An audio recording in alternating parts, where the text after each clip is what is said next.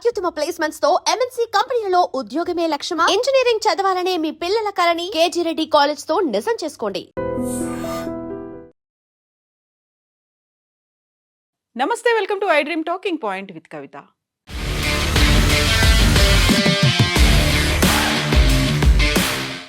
America భారతదేశానికి limited పీరియడ్తో ఒక bumper offer ఇచ్చింది. అది కూడా కండిషన్స్ అప్లై అన్నట్టుగా రష్యాతో ఇంధనం కొనుగోలు చేసుకోవచ్చు అనేటువంటి ఒక మాటను చెప్పింది. ఇది అంతర్జాతీయంగా కీలకమైనటువంటి పరిణామంగా భావిస్తున్నారు. ఇరాన్తో కొనసాగుతున్నటువంటి యుద్ధం కారణంగా అంతర్జాతీయ ఇంధన మార్కెట్లలో నెలకొన్నటువంటి అనిశ్చితిని తగ్గించేందుకు ట్రంప్ ప్రభుత్వం కీలకమైనటువంటి నిర్ణయం తీసుకుంది. రష్యా నుంచి ముడి చమురు దిగుమతి చేసుకునేందుకు భారత్కు నెల రోజుల పాటు తాత్కాలిక వెసులుబాటు కల్పించింది. అయితే ఈ అనుమతికి కఠినమైనటువంటి షరతులను విధించింది. దీనికి సంబంధించినటువంటి అధికారిక ఉత్తర్వులను అమెరికా ట్రెజరీ డిపార్ట్మెంట్కు చెందిన office of foreign assets control OFAC నిన్న జారీ చేసింది. ఈ తాత్కాలిక లైసెన్స్ ప్రకారం ఈ నెల 5వ తేదీకి ముందే నౌకల్లోకి లోడ్ చేసిన రష్యా ముడి చమురు లేదా పెట్రోలియం ఉత్పత్తుల లావాదేవీలకు మాత్రమే ఏప్రిల్ 4వ తేదీ వరకు అనుమతి ఉంటుంది. అంటే 30 రోజుల పాటు. ఈ చమురును కేవలం భారత ఓడరేవులకు మాత్రమే చేర్చాలి. కొనుగోలు చేసే సంస్థలు కూడా భారతదేశ చట్టాల ప్రకారం నమోదైనవై ఉండాలని ట్రెజరీ శాఖ తన ఉత్తర్వుల్లో స్పష్టంగా పేర్కొంది. ఈ నిర్ణయంపై అమెరికా అధికారి బాసెంట్ మాట్లాడారు. అంతర్జాతీయ మార్కెట్లోకి చమురు ప్రవాహం కొనసాగేలా చూసేందుకే ఈ తాత్కాలిక అంటే 30 రోజుల మినహాయింపు ఇస్తున్నాం. ఇది కేవలం సముద్రంలో ఇప్పటికే చిక్కుకుపోయిన చమురుకు సంబంధించిన లావాదేవీలకు మాత్రమే వర్తిస్తుంది. అంటే ఇప్పటికిప్పుడు లోడ్ చేసి పంపించేటువంటి వాటికి మాత్రం ఇది వర్తించదు. కాబట్టి దీనివల్ల రష్యా ప్రభుత్వానికి పెద్దగా ఆర్థిక ప్రయోజనం చేకూరదు. భారత్ మాకు కీలక భాగస్వామి. రానున్న రోజుల్లో న్యూఢిల్లీ అమెరికా నుంచి చమురు కొనుగోళ్లను పెంచుతుందని ఆశిస్తున్నాం. ఇంధన మార్కెట్లను ఇరాన్ బందీగా మార్చే ప్రయత్నాలను అడ్డుకోవడానికి మాత్రమే ఈ తాత్కాలిక చర్య అని అమెరికా అనౌన్స్ చేసింది. ఈ మినహాయింపు కేవలం చమురు రవాణాను పూర్తి చేయడానికి అవసరమైన కార్యకలాపాలకే పరిమితం. నౌకల డాకింగ్, యాంకరింగ్, సిబ్బంది భద్రత, అత్యవసర మరమ్మతులు, బీమా, బంకరింగ్ వంటి సేవలకు ఇది వర్తిస్తుంది. ఇది రష్యాపై విధించిన ఆంక్షల సడలింపు కాదని, కేవలం పరిమితమైన తాత్కాలిక చర్య మాత్రమేనని అమెరికా అధికారులు నొక్కి చెప్పారు. 2022లో ఉక్రెయిన్పై దాడి తర్వాత రష్యాపై విధించిన విస్తృత ఆంక్షలు యథాతథంగా కొనసాగుతాయని స్పష్టం చేశారు. అలాగే ఈ లైసెన్స్ కింద ఇరాన్కు సంబంధించిన ఎలాంటి లావాదేవీలకు అనుమతి లేదని కూడా చెప్పింది. రష్యా నుంచి చమురు కొనుగోళ్లు చేసేందుకు భారత్కు 30 రోజుల పాటు అమెరికా అనుమతి ఇస్తూ చేసినటువంటి ప్రకటనపై నెట్టింట విపరీతంగా విమర్శలు వస్తున్నాయి. భారత్ ఏ దేశం నుంచి చమురు కొనుగోలు చేయాలనేది అమెరికా నిర్ణయించడం ఏంటనేటువంటి ప్రశ్నలు వస్తున్నాయి. అసలు అగ్రరాజ్యం భారత్కు పర్మిషన్ ఇవ్వడం ఏంటని పోస్టులు కూడా పెడుతున్నారు సోషల్ మీడియాలో.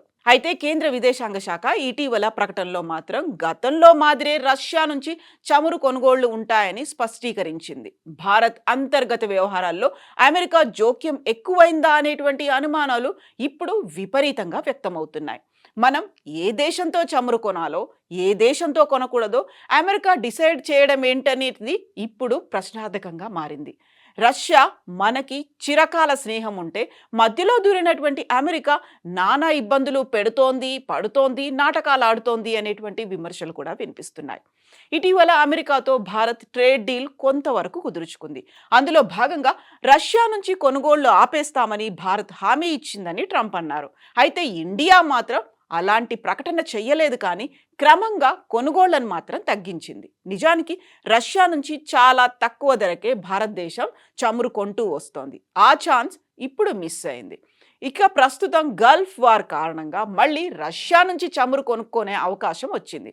అయితే ఇది తాత్కాలికంగా అంటే 30 రోజులు మాత్రమే అయినప్పటికీ ఈ భారతదేశానికి మాత్రం కొంత ఊరట లభిస్తుంది అనేటువంటి వాదనలు వినిపిస్తున్నాయి.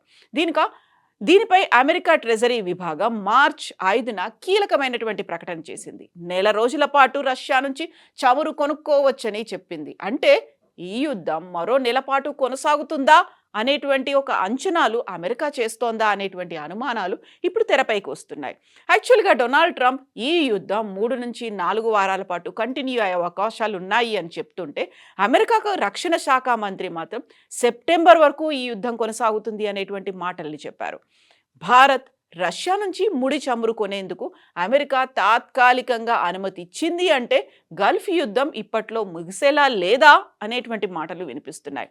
ఇరాన్ అయితే అప్పుడే లొంగే పరిస్థితి కనిపించట్లేదు. మరి భారతదేశానికి చమురు సమస్యలు రాకుండా ఉండాలి కదా, అందుకే రష్యా నుంచి కొనుక్కోమని అమెరికా చెప్పింది అనేటువంటి మాటలు ఉన్నాయి.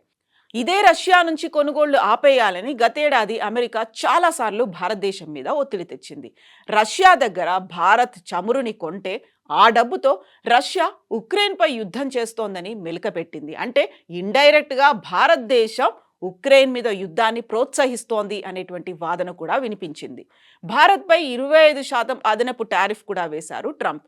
ఇప్పుడు గల్ఫ్ దేశాల నుంచి చమురు సప్లై సమస్యలు తలెత్తుతున్నాయి కాబట్టి రష్యా నుంచి కొనుక్కోమని ఒక సలహాతో పాటుగా బంపర్ ఆఫర్ కూడా వచ్చింది. ఇలా ట్రంప్ ఏం చెబితే అది చేసేయడమేనా ఇండియా పరిస్థితి? ఇలాంటి దుస్థితి ఎవరు కారణం? ఎందుకని ఇలాంటి పరిస్థితి భారతదేశానికి వచ్చింది అనేటువంటి బోల్డని క్వశ్చన్ మార్క్స్, సందేహాలు, అనుమానాలు ఇప్పుడు సోషల్ మీడియాలో వెల్లడవుతున్నాయి. మీరేమనుకుంటున్నారు? మీ అభిప్రాయం ఏంటి? కామెంట్స్ రూపంలో తెలియచేయండి.